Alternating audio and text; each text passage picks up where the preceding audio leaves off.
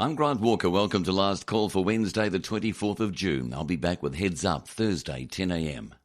In medical news, Orange Medical, the Christchurch-based medical device company, says a telehealth roadshow touring the United States has led to an upsurge in buyer interest for its handheld wound care scanner Silhouette. Silhouette's being demonstrated along with some of the world's largest brands on the 9-month-long telehealth education delivered roadshow organised by its US distributor Iron Bow Technologies. It's making more than 200 stops, including to 150 Veterans Affairs hospitals in a tour that ends in September. Privately owned Orange, which has raised outside capital only once, is currently assessing funding options, including a share market listing to capitalise on expected growth. It was a finalist in this year's High Tech Awards in the emerging company category and is growing at more than 50% a year. It has two main innovations, each contributing half of its more than $5 million annual revenue. The US Food and Drug Administration approved Silhouette, which enables wound sufferers to be remotely assessed by specialists, and FastScan, a 3D scanning system that aids the precise fitting of orthotics and prosthetics. The company has just secured a deal with a major US customer for its second-generation FastScan. Chief Executive Bruce Davies says he expects Silhouette to dominate future sales in the next 2 years, given the global trend towards telehealth as a way to cut healthcare costs, mortality and emergency admission rates. Obamacare, the US federal healthcare reform program, is helping to make telehealth mainstream by increasing the number of people with health insurance and seeking medical services. The Department of Veterans Affairs, the US's largest healthcare provider and already a major Orange customer, is pioneering telehealth for patients who live in remote or rural locations.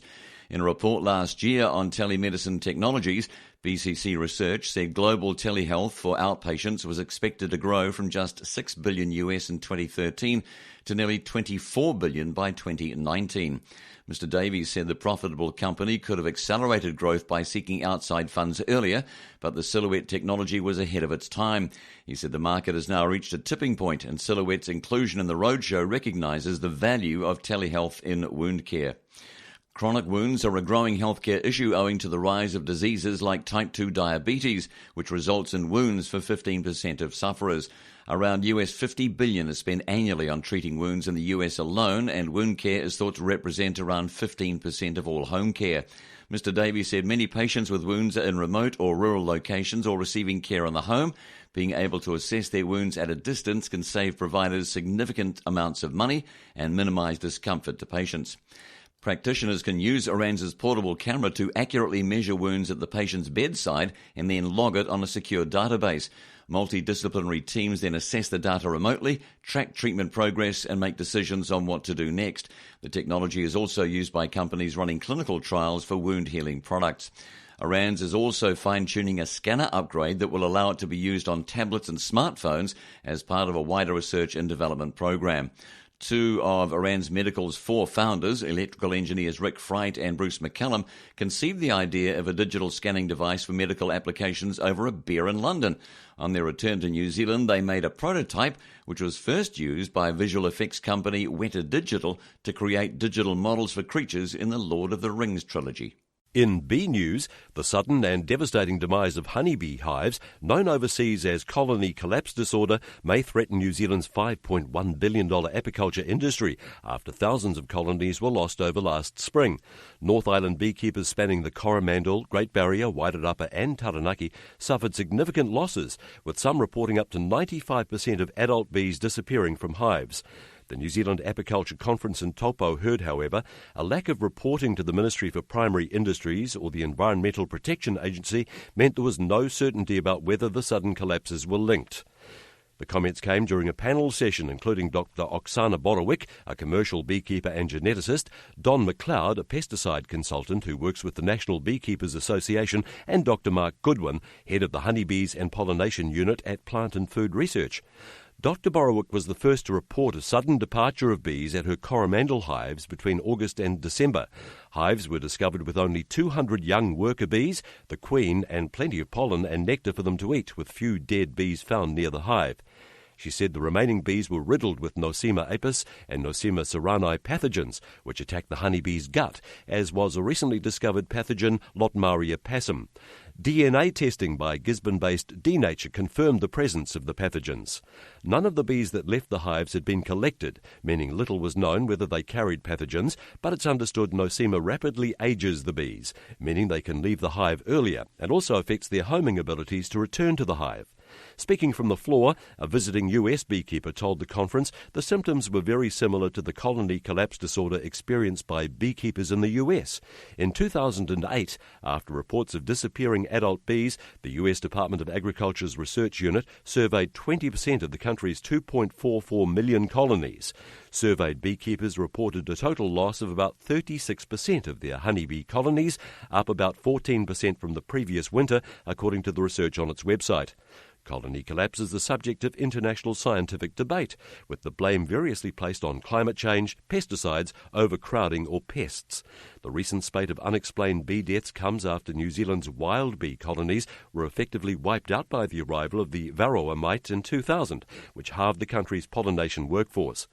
When the panel asked the 400-strong conference how many had experienced hive deaths, with symptoms described by borrewick and other coromandel apiaries, roughly a quarter of the room raised their hands, but only one had actually reported the case.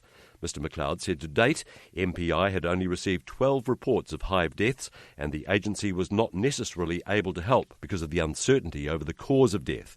Dr Goodwin said the government is now funding further investigation into the sudden deaths. He told the conference that correlation does not equal causation, and because there was so little data, it would be dangerous to jump to conclusions. Wednesday, the 24th of June on NBR Radio. I'm Andrew Patterson, and with me, Chris Keel. Chris, developments in global mode. They've won the legal case, so I suppose the moral victory here. But what are the implications for this court decision overnight? The Call Plus and its ISPs that it owns, Orcon and Slingshot, don't have to take their global mode service down until September 1 under their settlement, which saw the big media companies drop their suit. But the chatter from customers seems to be that it's going already, and certainly they've already withdrawn marketing for it. But I think we're not going to see a huge change in behaviour because there's a whole lot of free or low-cost alternatives that are only a Google search away. And therefore, this doesn't necessarily solve the problem. No, I think they've won a battle, but who wins the war is still very much open. This really would be considered a victory for old media, but as you say, the potential for developments to occur to other opportunities for people to access this service is really unchanged, isn't it? I think definitely it's so quick and easy for people who are inclined to today to access offshore content. And we're also going to see players like Netflix and Hulu and Amazon. They've all got global ambitions. We've got Netflix here already, so they're going to be in the commercial fight too, trying to get more New Zealand eyeballs directly. What's been the reaction from Call Plus? Have you had a chance to hear from them? They're bound by a confidentiality agreement, so they won't say boo like BNSL. Speaking to the BNSL guys, it was 4 guys or 3 guys and 1 girl who created Global Mode. They're a tiny company, and not surprisingly, they said they never had the resources to take on 4 big media companies. So they were really relying on Call Plus to chip in on costs and lead the fight. We're sort of left where we have to speculate and have to say that Call Plus recently sold itself for $200 million to M2, an Australian ISP which has had its own complications across the Tasman, where with IINet it was involved in something called the Dallas Spires Club case, where it had customers downloading the Matthew McConaughey movie of that name, and it actually lost that case. So I think possibly the brass there are thinking, do we want another prolonged, expensive fight? And also the people who are selling Call Plus are maybe getting to the point where they just want to make sure that the deal was finalised without any complications. So possibly a bit of luck there for the 4 big media companies in terms of timing. I see Internet New Zealand CEO Jordan Carter coming out saying that he's deeply disappointed that the case has been settled. Yeah, it's really unfortunate because there's a number of big questions there. As Jordan points out, it's not clear at all that it was actually illegal. The lawyers for Call Plus drew the parallel with parallel importing in the physical world, where you can bring in a good from overseas or lots of retailers. They argued you could draw that analogy, and we had the big media companies saying it was a breach of copyright and a breach of the Fair Trading Act because it was portrayed as illegal. The breach of the Copyright Act seemed a little bit tenuous because when you're streaming, you do create a copy, but it's really just cache, which is performance related. So when people are streaming Netflix, they're not really copying it. So it would have been quite a fascinating one to be argued in court, but as it is, we've got the questions left hanging. And presumably this is simply because, Call Plus, really, if it had a large balance sheet, it would have potentially been prepared to take it on. This is really a reflection of, I guess, how much legal resource you want to throw at these things. Yeah, it's got a reasonable amount of resource in it. Its previous owner, Malcolm Dick, had a lot of moxie. He fought Telecom through a number of high court battles, and I suspect if he had remained the owner of Call Plus, he'd have taken this one the distance and quite relished the fight. Yeah, and this is really perhaps round one settled, but we anticipate there'll be more of these sorts of cases coming up in the coming years. There definitely will be. Jordan Carter's also made the point that we really need an overall review of the Copyright Act, because part of the reason that the arguments on both sides were quite contorted is that they're dealing with copyright law, a lot of which was passed around actually in 1994, so it's essentially pre-internet, and the government said, yes, we need to do that, but we need to wait till the TPP negotiations are wrapped up, which have been going on since 2005, so it's anyone's guess when they'll finally wrap up. Thanks for joining us, Chris Keel, with us on NBR Radio. NBR Radio. With Clooney Restaurant now offering Auckland's most exclusive private dining room. NBR Radio. In People News, Holland Corporate will not comment on whether police are investigating Peter Holland, a former director who owes it more than $1 million after a judge found he attempted to hide wrongful conduct. But the consultancy will seek to have Mr Holland, a former ANZ head of portfolio management and a key witness in the Feltex District Court trial, bankrupted at a hearing in August. Last year, Justice Ailsa Duffy in the High Court at Auckland ruled the former cricket representative, now based in Australia, breached directors' fiduciary duties during his time at Holland Corporate. Mr Holland used the company letterhead to obtain business and then sent invoices that gave his own bank account numbers, for which he was found liable for more than $1 million. The company says it has had no satisfaction of the obligation to pay this money. Justice Duffy's liability finding was made nearly a year ago, but a judgment with full reasons was only issued this week. It reveals the judge found Mr Holland gave false explanations and attempted to hide his breaches of fiduciary duty from Holland Corporate. Justice Duffy says the seriousness of such findings requires strong and cogent evidence. The judge said, "I was satisfied that the findings I made in this regard were supported by such evidence." When he was challenged about such conduct, he had either attempted to deny it or to explain it away by giving accounts that did not square with the actual facts. For instance, at a meeting of Holland Corporate's directors in October 2011, Mr Holland was questioned about whether an Australian company, Sodashi, had paid him for services. He first claimed he had not provided it with an invoice, but later admitted he had provided an invoice to the company directing payment to a bank account controlled by him. The judge said the conduct revealed a propensity on his part to disregard his fiduciary obligations to HCL, to put his personal interest first, and to attempt to hide such wrongful conduct from HCL.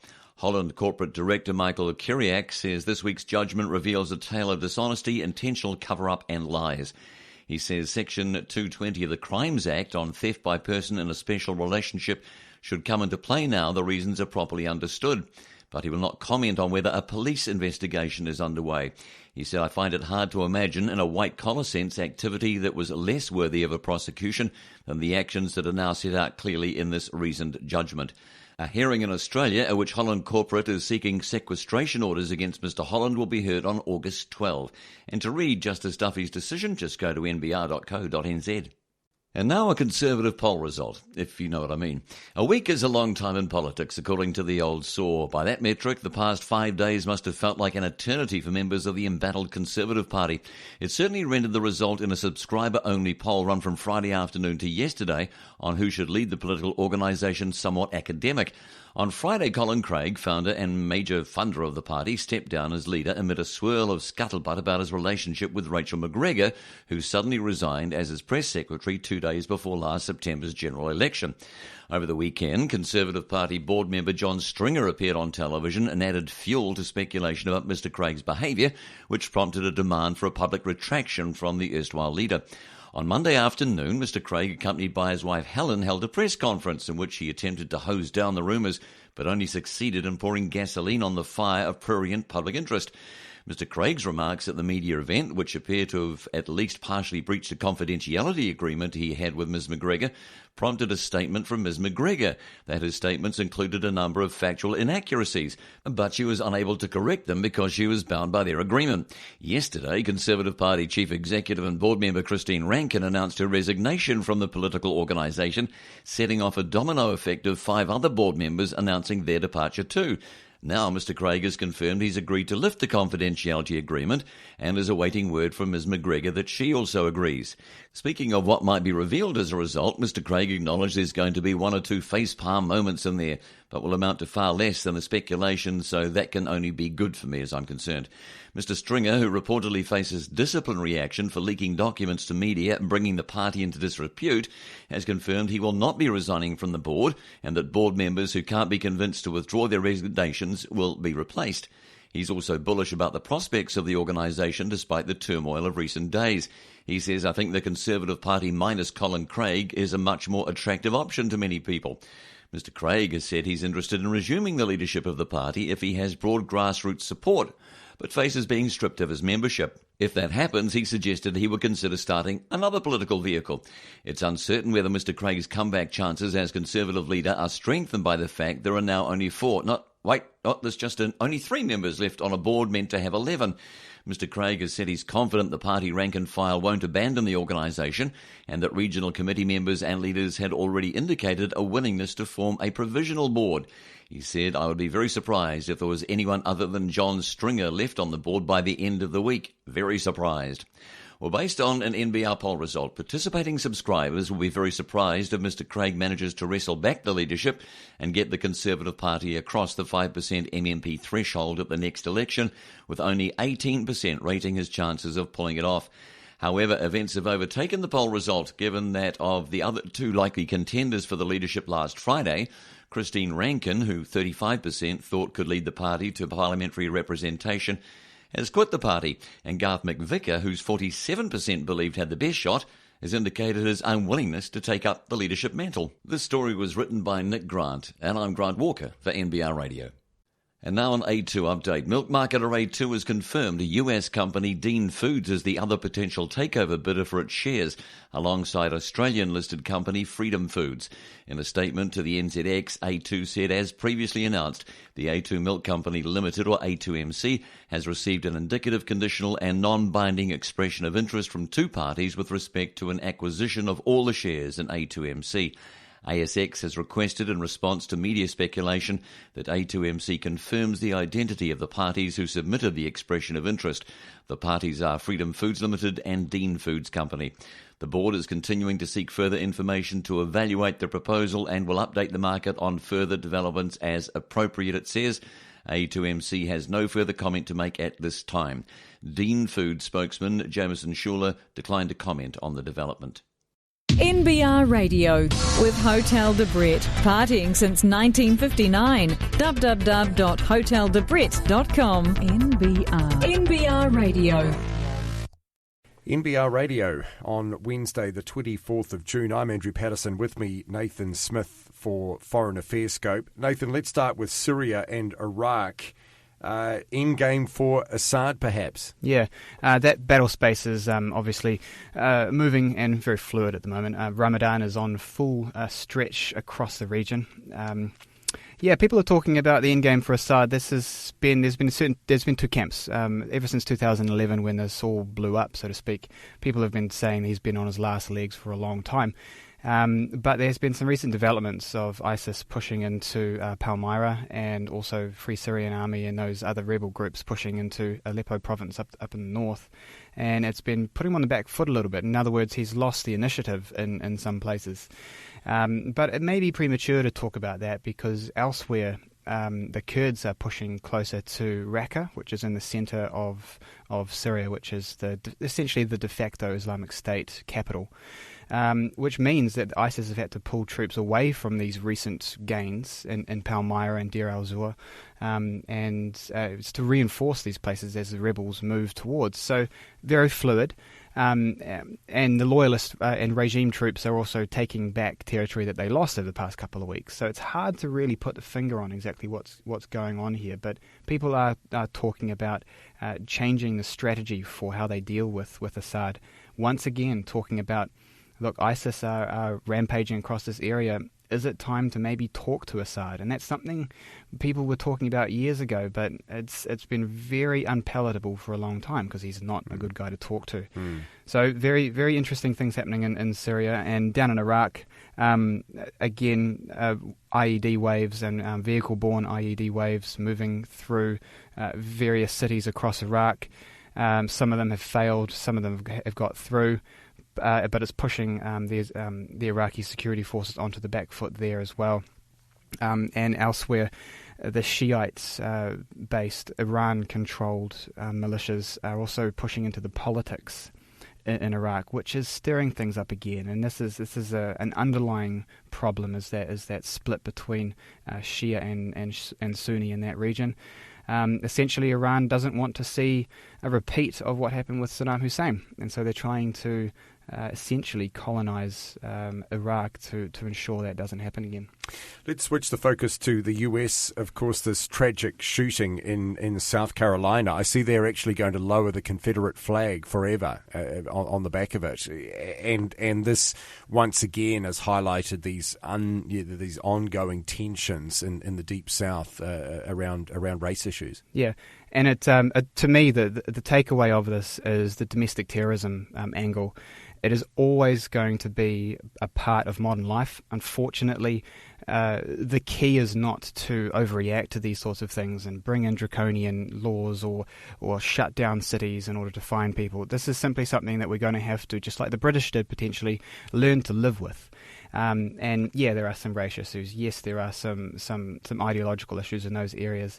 But essentially, the security processes that you should go to if you are part of a house of worship or part of a business organization are the same regardless. The key is not to overreact on this, and also not to trust security systems. So when these sorts of things happen, people tend to go and change out their CCTV or change out their passwords or make sure people can swipe into areas. That can give the illusion of security. But when it comes to this, it's just a matter of awareness. It's just a matter of everybody sort of taking the responsibility on themselves in these sorts of places because they are targetable, and just realizing that everybody is vulnerable. How much, though, do you think the lead is shown by in this case, the state government about clearly taking steps philosophically, I guess, to switch this debate around? Oh, yeah, there's obviously, it's political season, so we're all swinging into this, and we have various political parties saying, I'm on this side, I'm on that side. When you look at the stats, mass shootings account for a fraction of the amount of murders and deaths from firearms in the United States.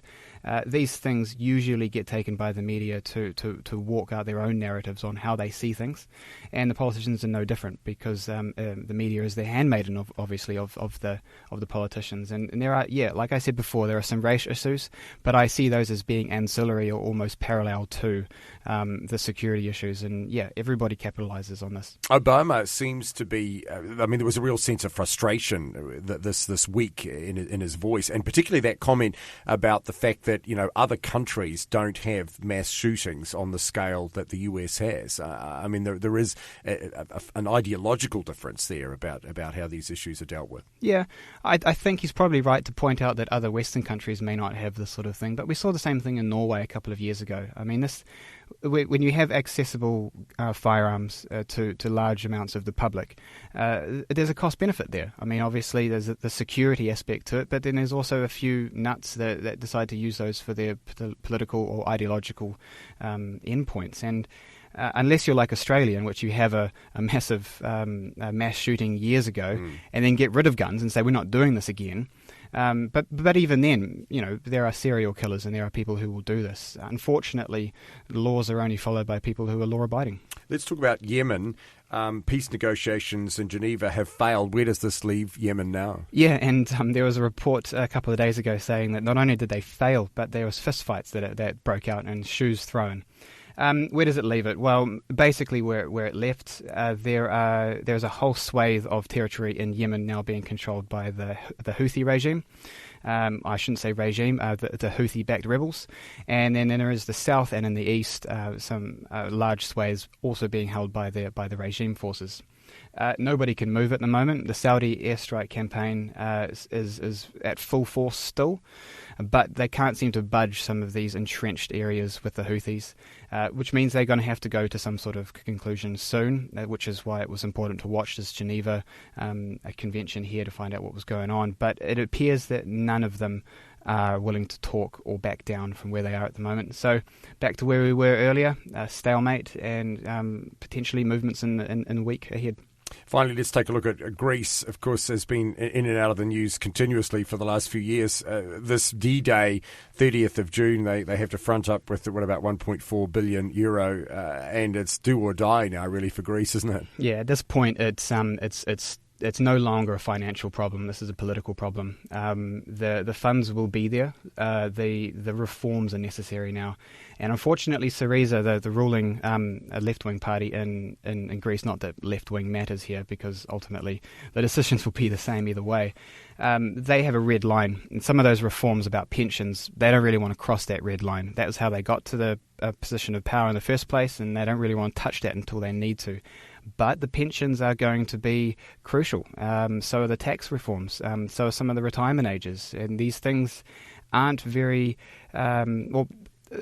the bankers and the savers, they aren't very happy about this. But the ECB needs to see some upfront movement from Greece, some upfront austerity, what are you going to do to fix the problem that got you into this in the first place before more tranches of funds can come through? Because as you said, July 30 is steaming ahead, very close to us, and that's when the bailout essentially expires. The IMF and the ECB will be wanting some sort of proof that Greece is wanting to change its ways and maybe bring in some more opportunities for them. And private investors simply aren't going to be backing Greece at the moment, so that option's out. The entire Europe system is watching this because how Greece is treated, whether through punishment or bringing back into the fold or some sort of control by others, they are going to learn some lessons on how, when you don't follow the rules, what happens. Yeah, what are the consequences? Yeah, if there are any. And it looks like Germany is playing a little bit of brinksmanship here. Whether they get to the point where they back down, or whether they get to the point where Greece backs down, that's the political games at the moment. So there's still a lot of horse trading to be done behind the scenes, but the writing is essentially on the wall. Greece needs to make a decision. The famous Mexican standoff. Thanks for joining us, Nathan Smith, with our Foreign Affairs Scope on NBR Radio. NBR Radio. Free to air online with business news you can use. To the Ports of Auckland row, Auckland Council will not be appealing the High Court decision declaring Ports of Auckland's wharf extension resource consents invalid. Mayor Len Brown says the council acknowledges the court decision to set aside the granting of the B2 and B3 resource consents because they were not bundled and publicly notified. He said, "We received the court's decision on Friday and after discussion with my fellow councillors, we agreed to accept the decision. The High Court did not criticise the council's consenting process, but did identify 2 technical errors of law were made in the consenting decisions. Ports of Auckland and the council were the respondents in the case brought by Urban Auckland. POAL has not decided whether it will appeal." It's meeting on Thursday to consider the judgment and whether there are grounds for appeal. Only one wharf was under construction after the council and POAL came to a compromise and agreed several weeks before the court case for the smaller extension to go ahead and the other larger one to be put on hold until after a future port study is completed. Work at Bledisloe Wharf stopped immediately after the court decision and the site is idle. Contractor Brian Perry Civil had won a $22 million tender for the construction of both wharves. POAL can lodge a new consent for the wharf extensions, which would be notified, and some commentators believe this would be more attractive politically than appealing Justice Venning's decision. The Council's $1 million year-long future port study will start next month, with the stakeholder group including local iwi, interested parties and a representative from Ports of Auckland. A smaller group will be elected from the wider stakeholder group to finalise the consensus of opinions. The Council will not take part in the stakeholder group, but will appoint the chairman of the smaller consensus group. In travel, Flight Centre's shares have taken a hit after it warned it would not meet profit expectations this year amid an increasingly competitive travel booking market. Shares of the ASX-listed company fell up to 17% yesterday after it said underlying profit before tax would be between $355 and $365 million for the year to June, at the bottom end of its targeted $360 to $390 million. The company, which is Australia's largest travel agency, had made a record $377 million profit the year before. The stock closed yesterday at $37.51, down 14%. Unfortunately for founder Graham Turner, who is the largest shareholder with a 15% stake through his company Gainsdale, the slump wiped $90 million from the value of his paper wealth. First New Zealand Capital downgraded its rating from outperform to neutral, saying the slowing market, increased competition, faster cost growth and more capital expenditure is an unhelpful combination for Flight Centre, which creates more than the usual downside risk. The analysts note that Flight Centre increased its consultant numbers by about 5 to 6% in 2015 to compete harder to win customers. But there's a risk the company is overextending its consultant growth at a time of increasing competition and slow market growth. Because the Australian leisure segment accounts for about 70% of Flight Centre's earnings before interest and tax, all the risk centres on how well it performs, which may not bode well due to Australia's slowing rate of income growth. First New Zealand notes Flight Centre appears to have lost market share in two important areas: to low-cost carriers on some short-haul Asian destinations, where it has a large market share, and to online agents in accommodation, such as Airbnb and Booking.com. Those challenges probably don't get any easier. However, the analysts say the company is getting more traction in the US and Europe markets, capturing more long-haul leisure travel as well as corporate bookings. Analysts at Morningstar did not change their accumulate rating on the stock, saying despite delivering disappointing profit, Flight Centre provides investors with exposure to a powerful travel brand that underpins a consistently successful growth culture. In March, Flight Centre was smacked with an $11 million fine in Australia for price-fixing arrangements with 3 airlines between 2005 and 2009. NBR has asked Flight Centre for comment, particularly how it expects to fight online competition, including from do-it-yourself corporate travel bookings from the likes of New Zealand's Serco.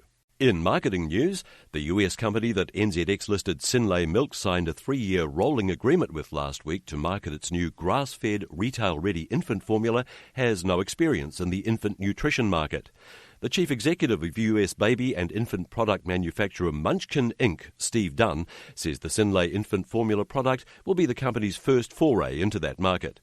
Munchkin will market and sell the infant formula, which will be manufactured and packaged by the Rakaya-based company through retail outlets in China and the US.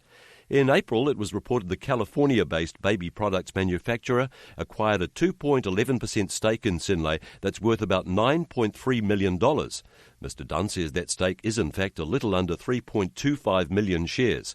Mr. Dunn says we look at this as a very long-term partnership. Formula is a new category for us. We felt there's a real void in the market in the US. We've shared our plans about creating a 100% grass-fed milk that is going into infant formula, and I think the US market will be very receptive to it. Mr. Dunn says the privately held Californian company is about 24 years old, with almost 300 employees, and has offices in Canada, the UK, Hong Kong and Shanghai. He says about 85% of Munchkin's sales are in North America, and its 4 largest customers in the US are Target, Walmart, Babies R Us and Amazon. there's a very large movement in the US on organics. The Wall Street Journal recently came out with an article saying that grass-fed is the new highest standard when it comes to both beef and dairy. We find the millennium moms, the ones we're selling to, are doing a lot of research online. The milk in the US is quite frankly not as good as what's in New Zealand. 90% of the cows never set foot on a pasture in the US, as most of them are grain-fed. The US continues to use antibiotics and growth hormone in its food stock. The raw milk collected by Synlait will be subject to a new independently audited grass-fed standard co-developed by Munchkin and Synlait, requiring cows to be exclusively grazed on a pasture and crop-based diet with no feeding of grain. Synlait Managing Director Dr. John Penno says the company is offering a premium of 25 cents per kg/ms over its Farmgate milk price for any of its farmers signing up to the new standard to supply milk for its Munchkin partnership. The company's forecast Farmgate milk price for next season is $5.50 per kg/ms. Dr. Penno says when you look at our categories, a lot of our products end up in infant formulas, which are going to different parts of the world. This opportunity allows us to take that portfolio approach and ensure that in our packaged products we're developing a range of markets. We're confident with what we have done with other product lines, and this is a very complementary product to some of the others they have in the market already. The Synlait Managing Director says he's unsure how much of the company's infant formula will end up being marketed through the Munchkin partnership. Dr. Penno says he would be completely comfortable with it sitting around 20% of our portfolio, but that is more dependent on how quickly others grow. NBR Radio with Baileys, New Zealand's leading commercial real estate company. An interview with Trade Minister Tim Grosser on the latest developments in the TPP front. I'm Neville Gibson. Mr. Grosser, the latest developments are good news from Washington. What's your reaction to them? Well, they are good news, and yet another classic illustration of the old U.S. political saying, which says, watching lawmakers make laws is a bit like consumers watching the sausage-making process. You really wouldn't want them to observe the process closely, but they will consume the final result. So this has been an extraordinarily convoluted process, getting it through the U.S. political system. It's not quite there yet, but I'd put it this way. You can see the finish line now. We expect this, following last night's vote, or last night our time, which was a procedural motion, cloture or closure motion, paving the way for the substantive vote in the Senate on Trade Promotions Authority. We expect that to take place tomorrow. According to experts who advise me on congressional procedure, there is still minor scope for procedural wrangling from the anti-trade crowd in the U.S. Senate, but it looks a bit of an uphill task for them. So the expectation is that there will be a positive vote on Trade Promotions Authority, and then it'll be passed to the President for signature. There's some wrangling around whether the President will immediately sign that into law or try and deal with remaining Democratic Party sensitivities on what was originally linked to this legislation, trade adjustment assistance. But however this plays out, you've got to say it looks 80% done, and if that proves to be a correct call in terms of where we are, it will then unleash the endgame negotiation around the Trans-Pacific Partnership. So what's next for the resumption of the ministerial level talks that you'll be involved in? Well, unquestionably there will be further ministerial talks, and quite deliberately we haven't tried to put together a consensus on where that will be, when that will be, to what extent it needs to be preceded by our chief negotiators, but I regard that as detail. The timetable bearing down on us is the U.S. summer break, which starts on 1 August. And I never am dogmatic about these things, but I think the overwhelming weight of evidence is that that's the real deadline for getting this done politically. That doesn't mean that every dot is going to be I is going to be dot and T is going to be crossed, but getting the fundamental political deal done by the end of July is, in my view, the real timetable. There was a bit of negativity in both your own comments and those of John Key last week. Are you likely to reverse them, or do you think that New Zealand dairy, for example, won't be getting quite the outcome we would like? Well, New Zealand Dairy will not be getting a perfect outcome. We know that already. But the endgame negotiation, we were never going to get to dairy until the endgame. This is, in principle, we should be arguing about three similarly sensitive sectors of world agriculture: rice, sugar, and dairy. But for reasons that I care not to speculate on in public, the proponents of full-scale liberalisation in rice and sugar are missing in action, and it's only us, New Zealand, holding out on dairy. But I've said to the Prime Minister, having been New Zealand's chief negotiator on numerous occasions, tell me something I don't know. It's always like this. It was exactly the same at the end of the Uruguay round, where people were pushing to have dairy accepted from the export subsidy disciplines. It always is dairy, dairy, dairy. And we are the only people who are holding out on this. I understand the nature of the political opposition ahead of us, but we've got to try and get as good a deal as we can. Can't do more than that. I think we'll leave the rest of the deal, I should say, Neville, is shaping up in a very, very promising way. I won't be specific about this because it would undercut our negotiating position. And anyway, common sense tells you that the old negotiating principle of nothing is agreed until everything is agreed applies. So I'm very comfortable with everything on the gain side of this equation except where we are in dairy, and that's yet to begin.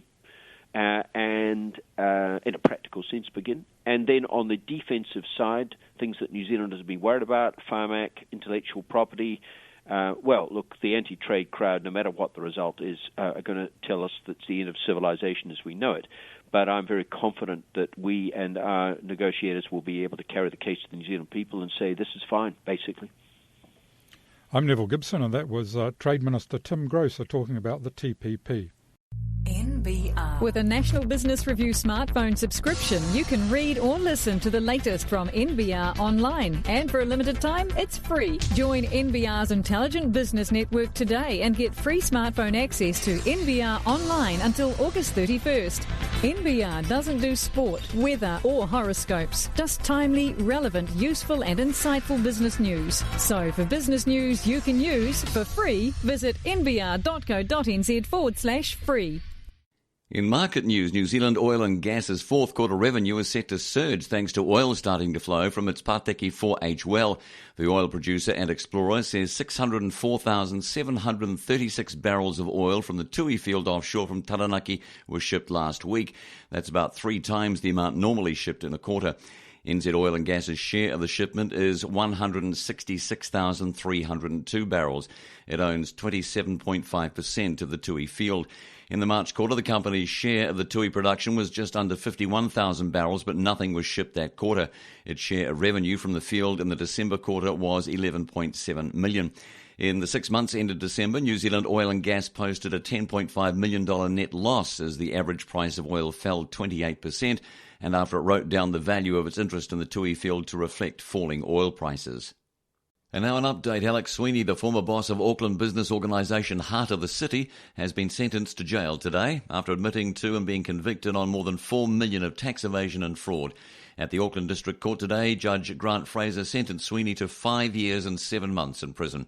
Sweeney had been due to be sentenced in April but avoided prison after the sentencing judge fell ill. The matter was instead adjourned to a sentencing hearing in the Auckland District Court today. A week before his first sentencing date, Sweeney pleaded guilty to a charge brought by the SFO of dishonestly using documents and was convicted. He'd already admitted in January to charges laid by the IRD covering $1.8 million in unpaid taxes. The IRD also alleges Sweeney owes $1.4 million in penalties and interest. Sweeney was released on bail but was due to appear in the Auckland District Court for sentencing on the SFO charge and 4 IRD charges. The maximum prison term for the SFO charge is 7 years. While at the Heart of the City, Sweeney created fictitious invoices that resulted in payments of more than $2.5 million to accounts controlled by him. SFO Director Julie Reid says the misappropriation increased the cost of the services provided by the organisation and reduced the benefits delivered by it. She said fraud of this size by employees who are entrusted with management and expenditure of substantial sums of money is very costly for both the businesses concerned and more broadly for the community as it harms the integrity of these organisations. Sweeney had initially denied the IRD charges last year but changed his plea after switching lawyers to Murray Gibson. Sweeney also faces civil proceedings by Heart of the City's board, which undertook an independent investigation when the allegations surfaced. Heart of the City is mostly funded by targeted business rates, and its purpose is to promote business in the Auckland CBD. In its most recently available annual report for 2011-12, the organisation records receiving $4.47 million in revenue. Earlier this year, the association teamed up with Auckland Tourism Events and Economic Development, a TEED, to fund a domestic tourism campaign. It had previously funded the Whitcool Santa each Christmas, but NBR rich listers, the Mansons and Sky City, are now funding the statue for 5 years. Mr. Sweeney had been at the helm of the Business Association for more than a decade. In 2007, he unsuccessfully ran for mayor of the then Auckland City Council, losing to John Banks. In the travel industry, Flight Centre's share price continues to fall after its profit downgrade yesterday, but its New Zealand arm says it can bear the Australian headwinds. The ASX-listed company, which is Australia's largest travel agency, warned yesterday its profit guidance had been downgraded. Its underlying profit before tax is now expected to be between 355 million Australian to 365 million for the year to June, at the bottom end of its targeted 360 million to 390. Shares fell up to 17% yesterday and closed at 37.51, falling further today to 35.27. Flight Centre New Zealand Chief Financial Officer Alvin So told NBR Radio that while the downgrade was disappointing, he is absolutely optimistic the company can hold its ground in an increasingly competitive sector. He said the numbers are the numbers. We were hoping to hold forecasts, but obviously we haven't seen the recovery we wanted out of the Australian market. The Australian leisure segment accounts for about 70% of Flight Centre's earnings before interest and tax, so downstream risk centres on how well it performs there. However, Australia income growth is slowing, which does not bode well for the year ahead. But Mr. So thinks even if Australian market conditions deteriorate, the company can stand up to the pressure. He said with any business, it's cyclical. Australia's macroeconomic environment is challenging at the moment, but I've no doubt that will bounce back. But globally, he said, we are a tremendously large company with over 16 billion of sales. There's plenty of cash in the bank, so to speak. If any business can weather tough economic conditions, we can. First New Zealand Capital downgraded its rating from outperform to neutral, saying the slowing market, increased competition, faster cost growth and more capital expenditure is an unhelpful combination for Flight Centre, which creates more than the usual downside risk. The analysts say Flight Centre appears to have lost market share to low-cost carriers on some short-haul Asian destinations and to online agents in accommodations such as Airbnb and Booking.com. The company is also fighting online competition from do-it-yourself corporate travel bookings from the likes of New Zealand's Serco. Mr. So says the company competes with online flight and accommodation booking services by providing a more personal service, and Flight Centre New Zealand now has someone available to speak with 24/7. He said when you're travelling for business, it must be expedient and efficient. Where we come in is having someone answering questions at all times, so there is a personal service. That's something an online booking service can't do. He says New Zealand sales are up on last year, although could not give specific numbers ahead of the results announcement in 2 months' time. Join NBR's Intelligent Business Network today. www.nbr.co.nz/subscribe. NBR. In council news, Waikato District Council wants development partners for its Tamahere Village Business Zone. The site for the development is in a rural area on the corner of Divine Road and Wirimu Tamahana Drive. It's roughly 2k from Hamilton Airport to the west and Hamilton City to the north. It has an unobstructed frontage of about 250 metres. The council has already invested in infrastructure and car parking. The council's website information says the Tamahere Village Business Zone allows commercial opportunities and alternative retail options to those provided elsewhere. It says it's expected the development of the Tamahere Village Business Zone will provide for a mix of small boutique retail activities along with offices and professional rooms. As the population increases, there is the possibility that some community facilities may need to be established in the future. It's envisaged that an attractive and lively area will be created while maintaining a village focus, which integrates with the adjoining recreation area. The intention of the area is to promote a mixture of retail and professional services. Development should be attractively designed, easily accessible and physically and visually connected to the surrounding environment. Community recreation facilities are provided for on the adjoining recreation reserve and are seen as an important feature for the area. Large format retail development and drive-through services are not considered compatible with a country living village development. Development in the Tamahere Village Business Zone, the Tamahere Recreation Zone and the Village Green, collectively the Tamahere Village Centre, are all subject to the Tamahere Village Design Guide and Concept Plan. A quick look at these plans for the residential area reveals a close attention to detail by council planners, outlining permissible styles and size of fences, signage, building style and specifications, types of lighting including style of lampposts, colour schemes, glazing, paving style and materials. In trade news, the US Senate has approved fast-track authority for President Barack Obama, clearing the last major hurdle for a bill that restores his ability to sign off on trade deals. The 60-37 vote follows similar approval in the House of Representatives and effectively sets up the bill to pass the Senate as early as today. Senate approval required 60 votes to pass, and with 5 Republicans opposing the bill, it needed support from 13 trade-friendly Democrats. The narrowness of the vote indicates the degree of opposition in the US from unions and anti-trade activists, though public opinion polls show a majority of Americans see the benefits of trade. Trade Promotion Authority, as the measure is known, restores a power lost in 2007 and allows the President to submit trade agreements to the Congress for an up or down vote without amendments. The TPP negotiations have been in limbo, awaiting US approval before the summer political recess. These talks are expected to resume within a few weeks at the ministerial level. More trade measures will also follow in the Congress. A workers' aid program called Trade Adjustment Assistance is expected to be in the Senate later today for its own procedural vote. Though opposed by many Republicans as an unnecessary subsidy, it's the political price to gain support from Democrats for President Obama's trade agenda.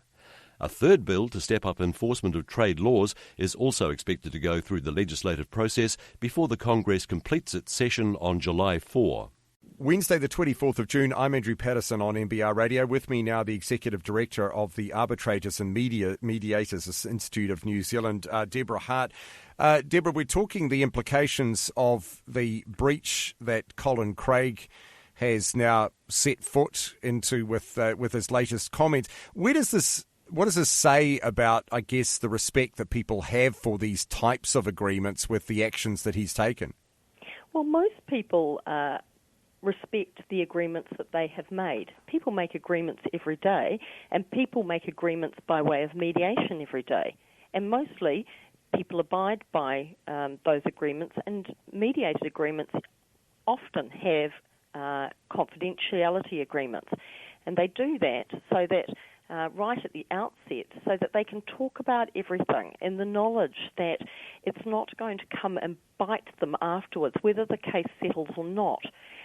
They will make these agreements so they can talk about everything and come to and have a high likelihood of coming to agreement, and that the information will not find its way into a court or tribunal or into the public arena. And mostly, when people go to mediation, they're abiding by their confidentiality agreements. So don't think the fact that Mr. Craig has obviously breached his confidentiality agreement means that mediation is suddenly in disarray. Quite the contrary. I think most people abide by those agreements. He seems to believe that it's better that everything is out in the open and that people get a better understanding of it. So he seems to have difficulty with the fact that he needed to have a confidentiality agreement in place in the first place. Well, why is that necessary? Well, I'd say this. He made that agreement. At the time that he made that agreement, one would think, would be acting in what he saw as his best interests. And at that time, his best interest may have been to settle the case with Ms. McGregor, and she may well have wanted the whole thing to be confidential, and he may have wanted that at the time as well. He made that agreement. He now seems to be saying that he can breach the agreement, and he says that he's only telling as much of the information as he needs to do to clear his name. So he seems to be saying that it's all right for him to breach the agreement in part because he now needs to do so.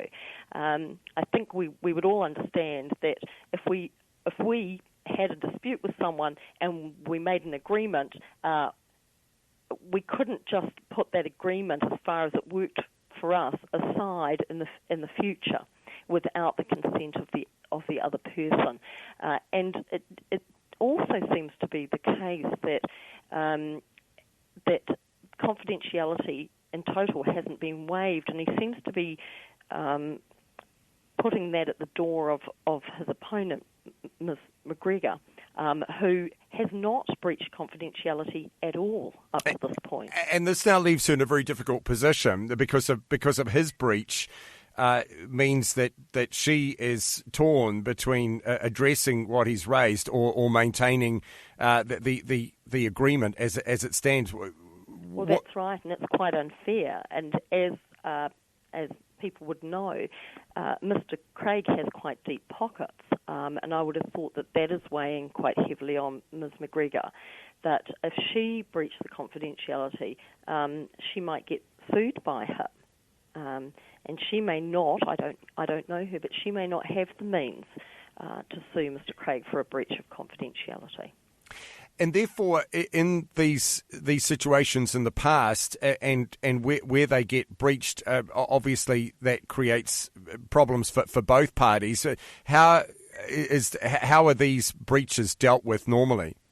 Well, we don't hear of lots of people breaching their agreements, but a mediated agreement is just a contract, like any other contract. And if you breach the terms of a contract, you can be sued under that contract. Just finally, what are the lessons that perhaps we should be learning from all of this? To go into agreements carefully, to make the agreements that you want to make and to stick to them. And mediation is no different. Mediation is widely used in New Zealand. It's sometimes necessary to go into mediation before you can access a court or a tribunal in this country, and certainly in this case this is a Human Rights Commission mediation, and before you could pursue anything in the human rights area, would have to go to mediation. This is a process that is usually quick, it's relatively inexpensive, it has the greatest ability to lessen the damage to relationships. So it's a really good process for many, many kinds of disputes. And we want to uphold the confidentiality of that process because it's key to the process working properly. Thanks for joining us, Deborah Hart, Executive Director of the Arbitrators and Mediators Institute of New Zealand, with us on NBR Radio. NBR. Need to hire? Try our online recruitment platform, www.nbrtalent.co.nz.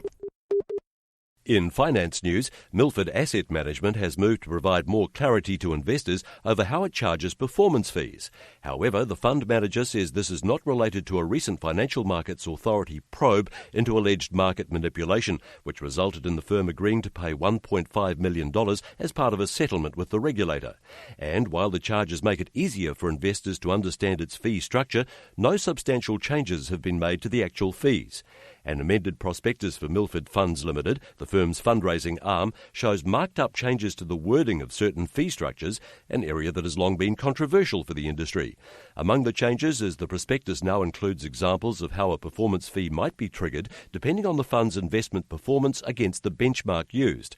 For example, the performance fee hurdle for Milford's Dynamic Fund is the ASX Small Industrials Accumulation Index. A table in the prospectus shows that if the fund performs below the benchmark return, no performance fee is accrued, regardless of the fund return over the period. However, it also shows that even if the fund makes a negative return, say 5% down in the period, Milford can still charge a performance fee if its losses are less than the benchmark. So, if the investment portfolio is down $500 on $10,000 invested, Milford can still charge a $75 performance fee if the index benchmark is down by 10%. This is a bit of a contentious issue in the industry, and many managers don't have this feature, realising that retail investors now expect a positive return on their money before being charged a performance fee. Milford Managing Director Anthony Quirk says the extra information clarifying fees was not required as part of the FMA investigation. He says at the same time as we made the changes to reflect the FMA announcements in relation to its investigation, we also took the opportunity to make other changes that were not related to that process. Those other changes included in our KiwiSaver prospectus changes relating to the government's removal of the $1,000 kickstart, and in our PI Funds prospectus clarifying the wording relating to performance fees so that it's easier to understand. NBR understands that if Milford had made any substantive changes to fees, it would have had to issue new investment statements for its funds, and it hasn't done so. It was also updated to include the settlement with the FMA. Last week, the FMA announced a $1.5 million settlement with Milford over allegations a portfolio manager had engaged in market manipulation between December 2013 and August 2014. Also revealed last week was that Milford has dropped veteran portfolio manager Mark Warminger from the investment team for its funds under management. Founded in 2003 by Brian Gaynor, Milford has grown rapidly in recent years and has won several awards for its performance. In farming news, Landcorp Farming, which has almost tripled its milk production over the past decade, expects the rate of dairy expansion will slow as environmental restrictions and higher land and labour costs make it less viable. Large tracts of flat land in New Zealand, once used for sheep farming, have been converted to dairy as farmers were lured by higher prices for dairy products while demand for sheep meat and wool waned. The number of dairy cows has jumped to a record 6.7 million, while sheep numbers dropped below 30 million for the first time in more than 70 years, according to data published by Statistics New Zealand last month, covering the 2014 agricultural year. Landcorp Chief Executive Stephen Carden told Business Desk, "I think there's a ceiling on the number of dairy farms that the country can sustain across a whole range of factors, including the ability to attract good people, the environmental limits that we have, and the economics of farming. We're getting close to that point as a nation, so certainly the pace of dairy conversions that have occurred in the past I think will start to slow." Mr Carden said it was difficult to pinpoint one measure that would indicate peak dairy capacity. He said it will just naturally occur because people will do business cases on land conversion, as we do, and it just won't stack up anymore, and it will just stop naturally for that reason. I couldn't tell you what that number is, but the industry will get to it, as any industry does when the economics aren't there. The industry is under pressure from environmental groups calling for Landcorp to halt dairy conversions, immediately following warnings last Friday from the Parliamentary Commissioner for the Environment, Jan Wright, about the impact of dairy intensification on New Zealand waterways. Factors influencing future dairy expansion include the cost of land conversion, underlying land values, increased costs of staff and other inputs, and restrictions on nutrient loading and water use. Mr Carden said it gets to a certain point where it becomes just too expensive to get the return that you need. State-owned Landcorp, the country's largest corporate farmer, owns or manages 385,086 hectares of land, 22,634 hectares of which is used for dairy. Its milk production has soared to an annual 18,616 tonnes of milk solids from 6,948 tonnes a decade ago. Ms Wright said at the weekend that some parts of the country can't accommodate more dairying because of the negative effect on the environment, and conversion should be capped there. She singled out the Waikato and questioned whether a Crown agency such as Landcorp should be involved in dairy conversion. Mr Carden said the company is well aware of the issues raised by Ms Wright and recognises the concerns some have about water quality in parts of the country. Landcorp has been working on dairy conversions in the Central Plateau since 2004, when it took on a land conversion lease from the landowner's Wairaki estate. He said at present, the Central Plateau dairy conversion represents 1.5% of all the cows in the Waikato region. Adding, in all its conversions, in any part of the country, Landcorp has been extremely careful to ensure the conversions are environmentally appropriate as well as financially viable. He said we are driven by our own values as a company to ensure our environmental impact is as minimal as possible. Market news. Veritas Investments, the listed food and beverage investor, anticipates annual profit will rise as much as 28% in the 2016 financial year, getting to where it thought it would be in the current year before it cut guidance. The Auckland-based company, whose stable of investments include the Mad Butcher franchise, expects net profit between $5.3 and $5.5 million in the year ending June 30, 2016, up from the $4.3 million anticipated in 2015. Veritas downgraded the 2015 outlook last month.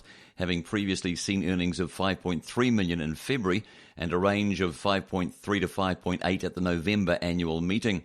In February, the company posted a 16% decline in first-half profit to $1.7 million as acquisition costs mounted during a buying spree. The company's shares last traded unchanged at 69 cents, having slumped 45% this year.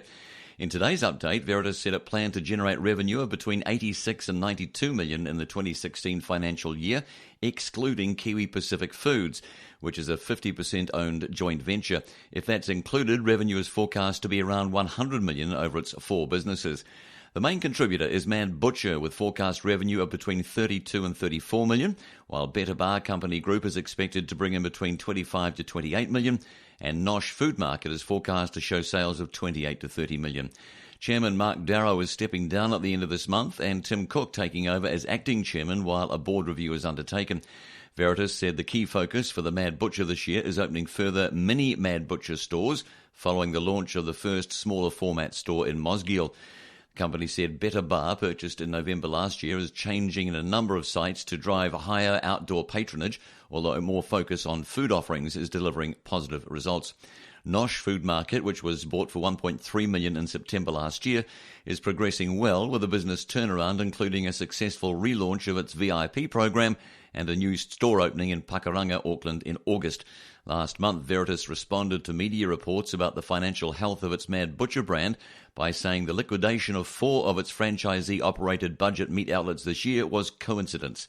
Since the start of the year, the Massey, Glenfield, Rotorua and Kapiti Mad Butcher stores have gone into liquidation, with all but Rotorua returning to Veritas ownership. NBR Radio with Hotel de Brett. Open for breakfast, lunch and dinner and everything in between. NBR Radio. I'm Grant Walker with Last Call. Here's what's trending on NBR Online. Garner and Duplessis for new TV3 7pm show. In New Zealand sees a 60% rise in earnings. Just what are your thoughts on Alex Sweeney's prison sentence? I'll give you a clue. It involves a wet bus ticket. And the global mode case is all over, so who capitulated?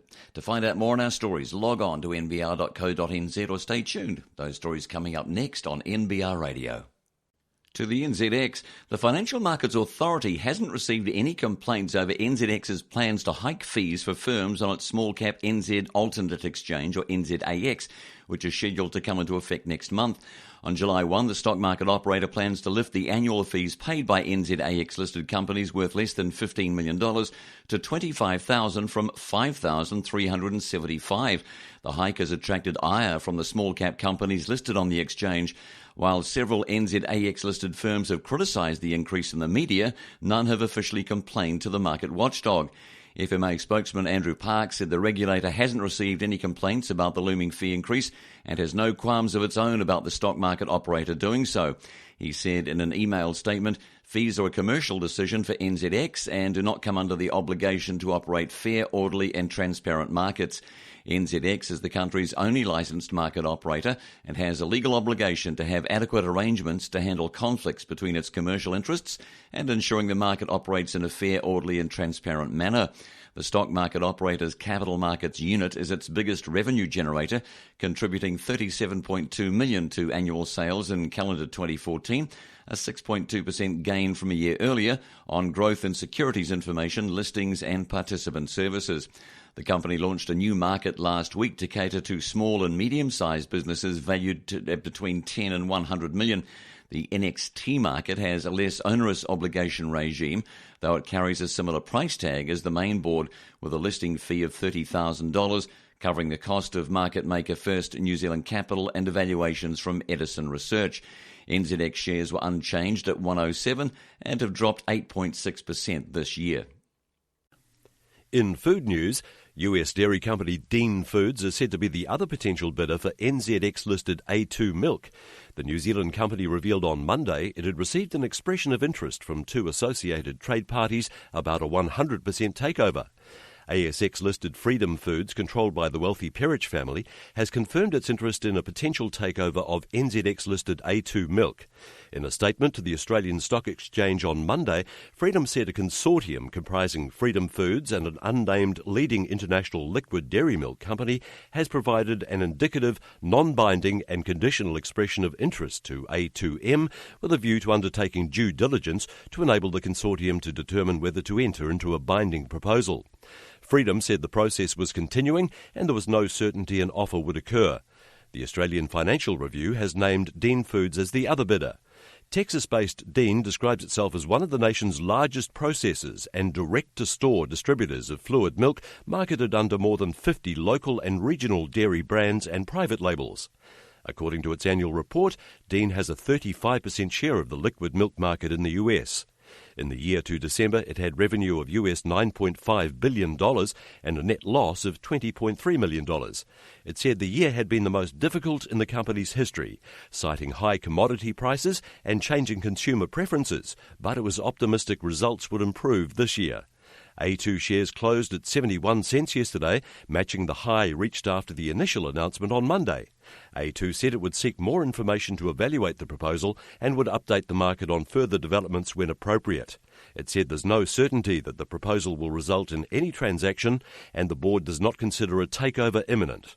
A2 Milk, which produces and markets milk containing only the A2 form of beta-casein protein, is closely associated with the Perich family's Freedom Food Group, which bought into A2 in 2010.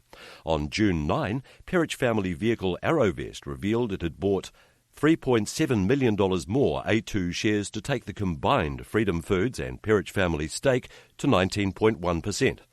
The identity of Freedom's consortium partner has not been revealed, but speculation had focused on Chinese agribusiness company New Hope Group. In April, the Perich family and Freedom Foods entered a deal with New Hope to buy New South Wales family-owned farming company Moxie Farms to form a dairy consortium aimed at exporting value-added dairy products to China. Freedom Foods and New Hope signed a memorandum of understanding last year to look at developing Australian dairy farms to boost milk supplies for Freedom's UHT operations. One market source said, "I think there's an approach been developing with an Asian group and Perich, who speculated that a joint takeover offer was possible. It may bring others out of the woodwork." Research analyst Oivind Reimer of Harbour Asset Management, whose funds own about 5% of A2 Milk, says a US link would make sense because of the appeal of A2's product to an advanced health-conscious market. NBR Radio, Wednesday the 24th of June. I'm Andrew Patterson. With me, Hamish McNichol in court today for the sentencing of former Heart of the City boss Alex Sweeney. Hamish, this was a serious offending, wasn't it? Right at the high end of the scale. Yeah, and the judge, sentencing judge Grant Fraser, has said as much today and sentenced him to 5 years and 7 months in prison. The ECFO and IRD had wanted a minimum non-parole period on top of that, but he declined to give that. But that will still mean he'll be in prison for at least a year and a half, maybe a bit more. But yeah, stealing more than $4 million. Obviously deserves a bit of a rap over the knuckles. And the judge was quite emphatic about the very premeditated nature of it. And interestingly enough, Sweeney seemed to have got into his head that the justification was this because he was being underpaid. Yeah, can't believe that came out, but it has. So basically, there was this probation report prepared before the sentencing, and in that it was found that Sweeney seemed to think that he was being underpaid and deserved more for all the work that he was doing for Auckland, and so just started invoicing Heart of the City to himself. So, yeah, his justification for it seems to have been that he felt like he deserved it. But yeah, it's obviously one of the mitigating factors that his defence had tried to argue was that he, no previous criminal convictions or anything like this, but as the ECFO and IRD said, and as the judge noted as well, he in fact did this for more than 10 years. So, I mean, the fact that he was only caught now, he's technically been an offender for nearly 12 years. So. And not only that, but he really had set about achieving this in a very deceitful way.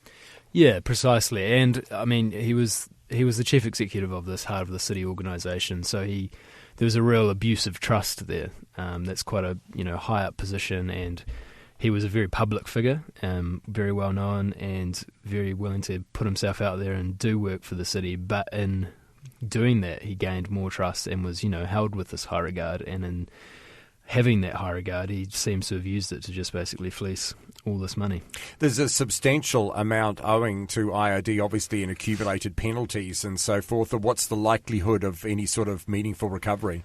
Yeah, so the court heard today that he's sold a beach house, Sweeney has, which has been able to make repayments of about $258,000 from. There's another $73,000 sitting in a trust somewhere, which is ready to be paid as well, which represents about 13% of the balance. But the judge said that Sweeney's still got a lot of property and other assets tied up in a web of trusts, he called it.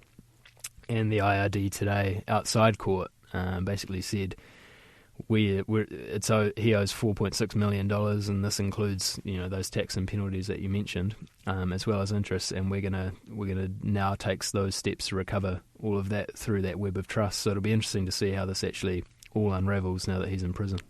And of course, the other issue, he now faces civil action from his former employer. The employer's the Heart of the City as well. Yeah, that's ongoing. Believe statements of defence and all that have been filed now as well, or are due to be filed pretty soon. And we're hopefully going to get access to that court file to have a bit of a look at what that's about, because it's still a little bit unclear exactly how that's all going to play out. But yeah, there's still a lot more to come on this one. What was Sweeney's reaction when the sentence was handed down? He did take a good half an hour, 45 minutes, and he was standing in the dock the whole time, looking very well dressed as he always does. He was pretty composed, a lot of deep breathing, and kept his head pretty low. But then when the judge was finally handed down and everyone was told to leave, he did shuffle out the door. He did look, there was a lot of supporters. His mum and dad were there, and other family and friends as well. And he did look across them a couple of times and just gave them a little knowing nod. But as he was let out, actually, it looked like he appeared to shake the hand of the police guard who was taking him away to the cells, which was an interesting move. But he was actually reasonably composed as he went in. I thought there might have been a few tears, but maybe the crying's just about being underpaid. And he's certainly changing his environment from the one where he lives at the moment, which is reasonably nice. Yeah, there was a bit of evidence, and did hear that he's living in a reasonably nice home at the moment. But yeah, not for the next year and a bit at least. So, Hamish McNichol with us on NBR Radio. NBR Radio. Free to air online. NBR, the meeting place of intelligent business. Court news. The Global Mode case has been settled in favour of the big media companies. A notice posted this morning to the NZX by Sky TV reads in full, the legal proceedings against Global Mode service providers have been settled. As a result, from 1st September 2015, the Global Mode service will not be available to any person for use in New Zealand. In return for Call Plus dropping its service, the media companies have dropped their case. Sky TV, TVNZ, MediaWorks and Lightbox owner Spark brought a High Court action against Call Plus, owner of Orcon and Slingshot, over their Global Mode service available to all customers of its ISP services, which made it easier to access BBC iPlayer, Netflix US and other offshore content services, usually geo-blocked to New Zealanders. The action also covered Bypass Network Services Limited, the tiny Auckland company that developed the Global Mode technology used by Orcon and Slingshot, plus a half dozen smaller ISPs who threw in the towel as soon as the legal action was brought. The big media companies claim the service breached the Copyright Act and the Fair Trading Act. Late yesterday on Geek Zone, several Slingshot and Orcon customers were complaining they could no longer access Global Mode, and reference to Global Mode had been removed from their websites. Neither Call Plus nor BNSL responded to NBR's queries yesterday. Previously, the companies had pledged to fight the action, arguing that the big media companies were anti-innovation and attempting to preserve old-world distribution monopolies rather than uphold copyright. They said subscribing to offshore content services was no different from parallel importing a physical product. The case was still pending as the settlement was announced this morning. The big media companies won a bid for an urgent hearing, but only in the relative terms of the case being heard in weeks or months rather than years. To the air traffic control system failure. An extensive investigation is underway at Airways Corporation after what it describes as an unprecedented air traffic control system failure led to major flight disruptions yesterday. The outage at 2:48 p.m. forced the cancellation of all flight departures for about 2 hours, affecting 160 Air New Zealand flights and 7 from Jetstar. Pauline Lamb, General Manager System Operator for Airways Corporation, says the outage lasted only 4 minutes, but we had to ensure the integrity of our system before we returned to service.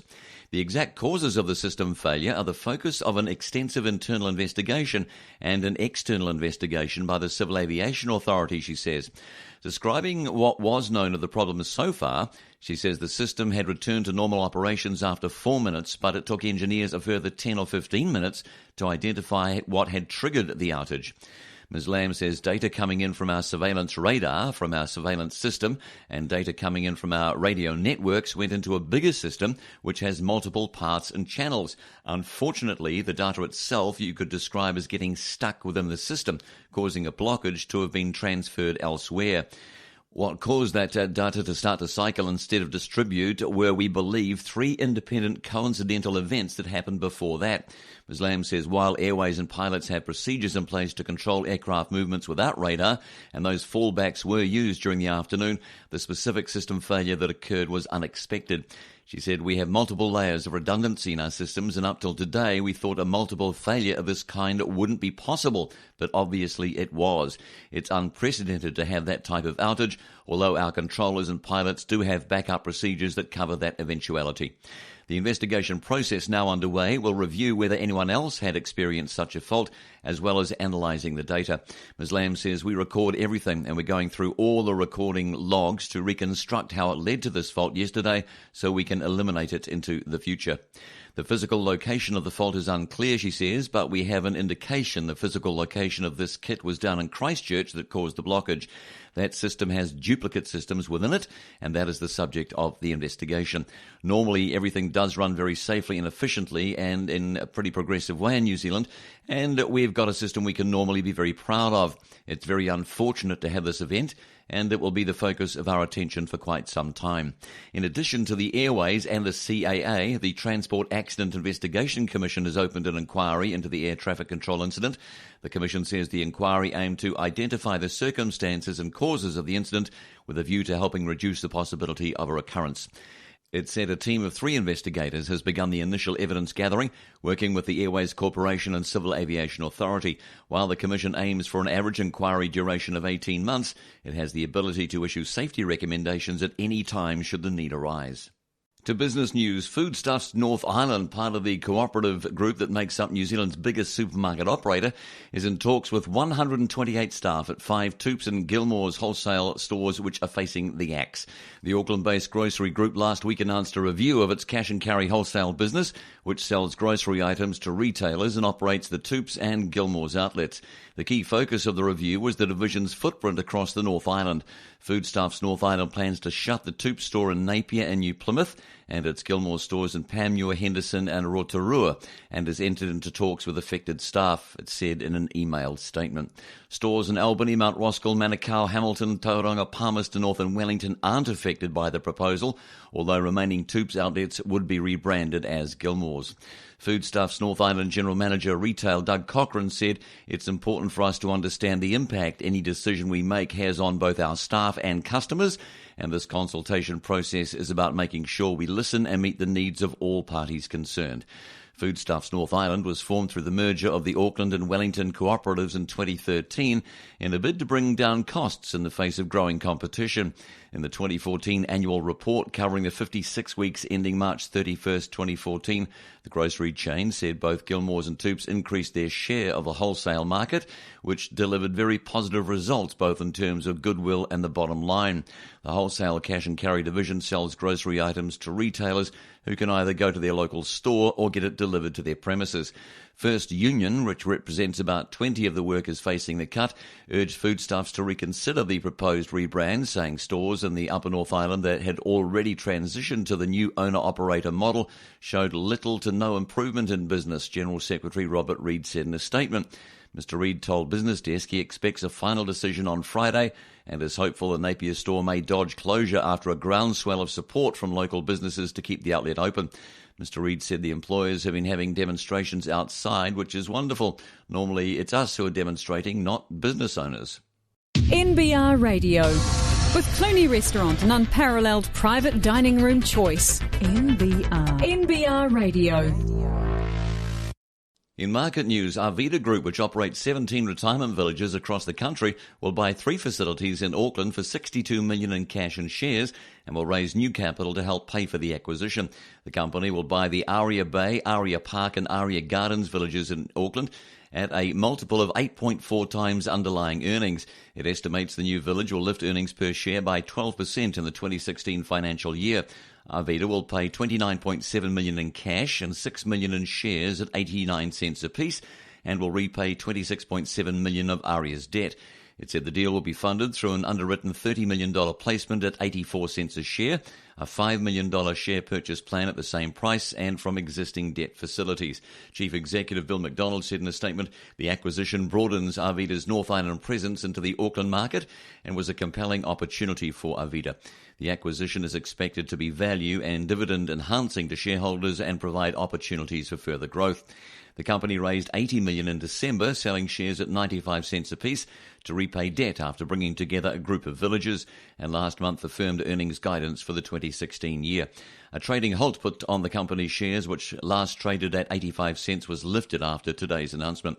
The 3 new villages have a 97% occupancy rate and have development opportunities.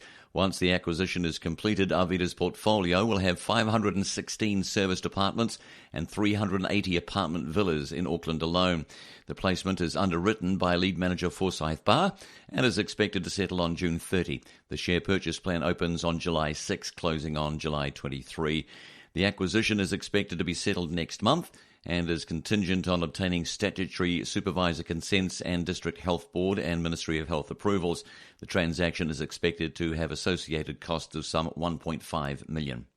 In court news, Auckland gold trader and company director Robert Kairua, 55, has pleaded guilty in the Auckland District Court to numerous charges laid by the SFO and has been convicted. The SFO released a statement this morning confirming the outcome in response to NBR questions as to the status of the case, which goes back to 2012. Kairua is the director of Grace Holdings New Zealand Limited, which traded under the name Bullion Buyer. The SFO launched an investigation into the company in 2012, about the time Grace Holdings was placed into liquidation. At the time of its collapse, Grace New Zealand reportedly held investor funds of approximately $2.7 million. The SFO said Kairua made false statements in brochures regarding his experience and qualifications, the nature of the trading and the insurance and storage of physical metals. The SFO said Kairua misappropriated funds of approximately $370,000 and invested funds contrary to investor instructions. He also failed to report losses suffered by investors, which created a misleading picture. This induced further investment and influenced investors to maintain their existing investments with Grace New Zealand. Kairua has pleaded guilty to 13 of 17 theft charges and 9 of 12 false statement charges. He's to be sentenced on July 3. SFO Director Julie Reid says investors who stepped forward and contacted the agency are to be commended. She said precious metals trading and other highly speculative investments represent a significant risk to retail investors. Generally, such investors rely entirely on the integrity and expertise of their advisors. If investor trust is abused, the SFO considers it important to ensure those advisors are brought to justice to protect New Zealand's reputation as a safe place to invest and do business. To the aviation industry, Christchurch Airport is getting its second boost in as many days from an Asian airline. Taiwan's China Airlines has announced a new service from Taipei Taoyuan via Melbourne from October 25. This will double flights to Christchurch from Taiwan to 6 a week, complementing an existing 3 times a week service via Sydney. The new route via Melbourne will be served by Airbus A330-300 aircraft. China Airlines says it will have local traffic rights on the Melbourne-Christchurch sector, adding further choice over the Tasman for South Island travellers. Bookings for the flight have already opened in Taiwan. Singapore Airlines announced yesterday it was adding 27 supplementary services to its Singapore-Christchurch route during the summer months. NBR. Need to hire? Try our online recruitment platform, www.nbrtalent.co.nz. Let's talk honey. The Ministry for Primary Industries is telling the country's beekeepers New Zealand's lack of definition for what constitutes Manuka honey has overseas regulators worried about forgeries, with China likely to introduce a certification scheme for the honey imports. There is no industry-wide consensus on exactly what constitutes Manuka honey, with MPI working to come up with a formal definition and a method for identification. According to its website, while it isn't a food safety issue, MPI takes concerns about the authenticity authenticity of New Zealand products very seriously and is acting to address these. Jim Sim, an MPI advisor, told the New Zealand Apiculture Conference in Wairakei, "We've certainly been talking with regulators in a number of other countries. Our end game is putting a definition into some legislation." Chinese officials are concerned about Manuka honey forgeries and want to see a formal definition, Business Desk understands. There's been concern in the UK over the validity of Manuka honey, with media reports that more Manuka honey is sold and eaten in the UK than New Zealand actually produces. Mr. Sim told the conference one of the reasons our Chinese colleagues are intending to come and audit is because they are somewhat perturbed by the labelling and claims and what is actually going in the jar in terms of what's being sold in China, and that may have some ramifications. He said, "I don't want to speculate on what those might be. We won't know till we get there, but certainly we're expecting a certification arrangement with China." Asian demand for Manuka honey has seen the price for all New Zealand honey increase amid a global honey shortage. Bees produced 187 million of exported honey in the June 2014 year, up 8% by volume and almost 30% by value on the previous year. MPI has introduced an interim definition as well as a labelling guide for Manuka honey, which outlines the characteristics of Manuka-type honey and prevents manufacturers from making health claims. The agency says those selling honey which has the characteristics listed by MPI can be confident their honey has some Manuka in it, but isn't necessarily Manuka honey, Mr. Sim said. He said, "We know by creating this definition, we've also created a new class of honey. We have seen a few jars labelled as Manuka-type honey. Nobody's happy with this interim definition. We're not happy with it, you're not happy with it, and overseas regulators are not happy with it. We're not going to enforce it. All we're saying is, on the data we have available, this is the best we could do at this point in time." MPI expects to review the definition this year to improve clarity, but is still working on a way to actually define what makes Manuka honey distinct from regular honey. Mr. Sim says at this point in time we don't have the data to drive forward on a better definition, but we can certainly change some things to improve clarity. Manuka honey export labels must also now meet the Food Standard Australia-New Zealand codes, which covers health claims, unless there is a specific exemption. Mr. Sim said MPI has issued complaints. He didn't go into further details, but said there were active investigations underway over export labels not following the guidelines. In market news, Pacific Edge, which commercialised a non-invasive test for bladder cancer, revised its annual loss to include a provision for a payment to shareholders following a rule breach.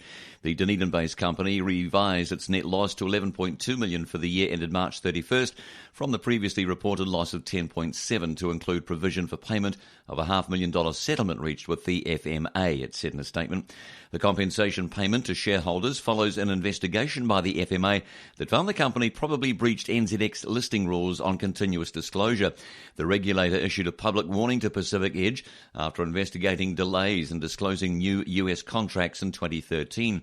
The compensation payment will go to shareholders who sold the stock in the window between the company signing the contracts and making an announcement to the NZX. The shares soared as much as 250% in little more than a week following the company's October 2013 announcements. Shares in the company last traded at 63 cents and have shed 25% so far this year. In crowdfunding news, Kiwi startup iMeasureU has launched a US $200,000 crowdfunding campaign today on Californian-based platform Indiegogo to raise funds to help manufacture its first wearable technology consumer product, offering discounted products as the return on investment. The two-year-old company has developed a sensor that measures human body movement through physiologically based mathematical models, and it's hoping to release a consumer product, IMU Run, in the new year for runners. It works by the runner strapping the sensor to an ankle to transmit data to their smartphone or smartwatch, providing feedback on their technique while they're running to reduce the risk of injury. Co-founders Mark Finch and Thor Baser set up the company in May 2013 after the two biomechanics won the University of Auckland's annual Spark Challenge. It landed a $250,000 Australian two-year contract last year with Athletics Australia to develop wearable solutions for its elite athletes that measure training workloads to reduce the risk of injury and give better training techniques. It's also been working with Harvard University biomechanist Dr. Irene Davis, an expert on barefoot running mechanics, in a pilot study of wearable sensors for the US military. The campaign pitch says up to 75% of runners experience injury each year, with many such injuries preventable with the right feedback. The IMU-run product tracks the only metric scientists correlate with the risk of running injury, impact on the lower leg or tibial shock.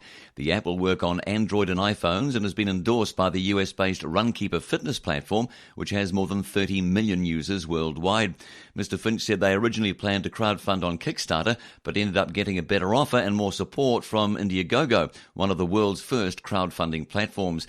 It charges a 9% fee with 5% repayable if the target amount is raised in 30 days. Those who pledge money receive a perk rather than equity crowdfunding, where they get a share of the company raising money. In iMeasureU's case, the perk is the consumer running product priced at between US $79 to $99, depending on how quickly the money is donated, which Mr. Finch said was a significant discount to the expected US $150 retail price. The $200,000 US being raised is the bare minimum the company needs to manufacture its product at the scale it needs to launch next year. If the crowdfunding campaign succeeds, the company will then try to raise further seed capital to fund growth. To date, the founders have mainly funded the company without taking on outside investment, although Barnaby Marshall, co-founder of men's fashion brand I Love Ugly, recently became its first angel investor, taking a 2.5% stake. iMeasureU's next focus will be on adapting the sensor for use by swimmers, Mr. Finch being a former competitive swimmer. Join NBR's Intelligent Business Network today. www.nbr.co.nz/subscribe. NBR.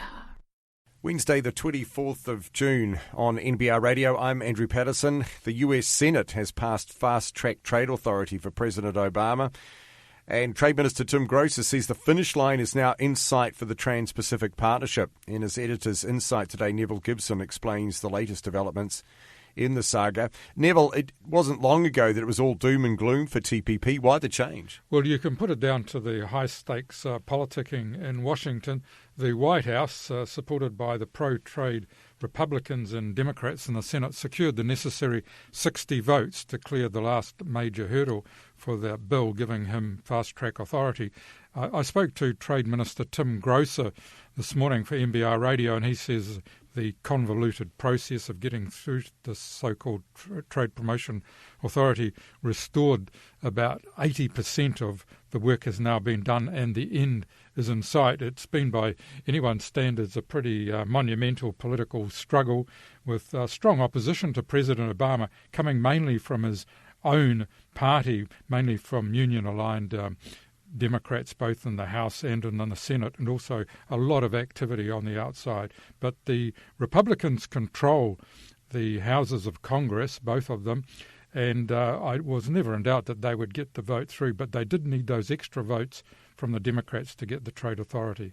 So why is this trade authority going to be so important? Well, fast track actually restores a presidential power that was lost back in 2007. I'm not quite sure why it wasn't renewed then, but it allows the president to submit a trade agreement to the Congress for an up or down vote. That means that they get to vote yes or no.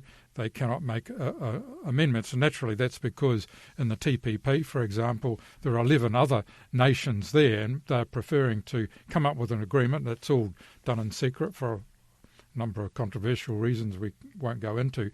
And so the president has quite a lot of power there. There's no guarantee, of course, that that pact will be agreed, but with Republicans in the majority in both houses, I don't think there'll be a problem in the long term.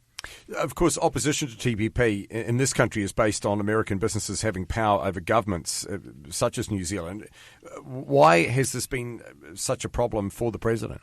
Yeah, that's one of the interesting things about it, because you'd expect that TPP, the critics in New Zealand, for example, are strongly anti-American. They say this is going to give huge powers to American business. It's all being run by the Americans, and they've loaded it with all the things that favour it. So why would Americans be opposed to it? Well, in fact, public opinion in America, as measured by the Pew Institute, has shown a majority now of Americans support trade initiatives and so on. But in the Democratic Party, you've got the strong union lobby that emphasises job losses and that sort of thing. And so the job losses and trade things like dumping and currency manipulation that are part of the wider trade bills that are being passed, because there's a couple more still to go. So given this opposition within the Democrats, what impact has all of this TPP process in Washington had on Obama and particularly, I guess, his approval ratings? Well, trade hasn't actually been a big focus since he was first elected, but he decided with a lot of pressure from Japan and Asian countries that the TPP, which of course still exists with New Zealand and a small number of other countries like Chile and Singapore, that this was a good vehicle for America to balance off China. So his role has been the most astonishing in the whole saga because he is championing a pro-trade agenda against the opinion of most of his parties. This means he's had to make deal with Republicans who have gained more ground since he was first elected. And it was Mitch McConnell, who's the Republican Senate Majority Leader, who's done all the hard work. He's probably had to swallow a few rats or mice and President Obama, but they seem to have reached a kind of accommodation. In fact, Mr. McConnell said this morning to reporters in Washington that he had out-of-body experiences in dealing with President Obama to get those 60 seats, which include the pro-Democrat senators. Gosh, sort of beggars belief what that might actually involve. But what will this mean in terms of, I guess, stumbling blocks still to come? Because while the president now has the fast-track authority, this is by no means a done deal. Yeah, it's quite a lot actually to go through, Andrew. But it could be more straightforward because you don't have the minority vote, and there's no doubt that Mr. McConnell, his next move will be to ensure that the Republicans keep their side of the deal for those Democrats, and these surround subsidies for workers and businesses affected by any trade moves. Also, Mr. Grosser says the trade issues in Washington won't cease when the TPP is finally signed off, because the battle will shift away from the ratifying the trade deals and the processes to the actual substance of the pact itself. And of course this has been negotiated in secret, though I've read that legislators in America can go into a room as long as they sign a secrecy agreement, don't copy any of the text, and then leave again, and basically they're better informed, but they can't say anything about it in public. Thanks for joining us for those insights. Neville Gibson on NBR Radio. NBR Radio with Bayleys, New Zealand's leading commercial real estate company. To a poll result, NBR online readers say the 5-year, 7-month jail sentence handed to disgraced former Heart of the City boss Alex Sweeney today is the least he deserves. Sweeney was jailed for more than $4 million in tax evasion and fraud he committed because he thought he was underpaid for the work he did improving Auckland.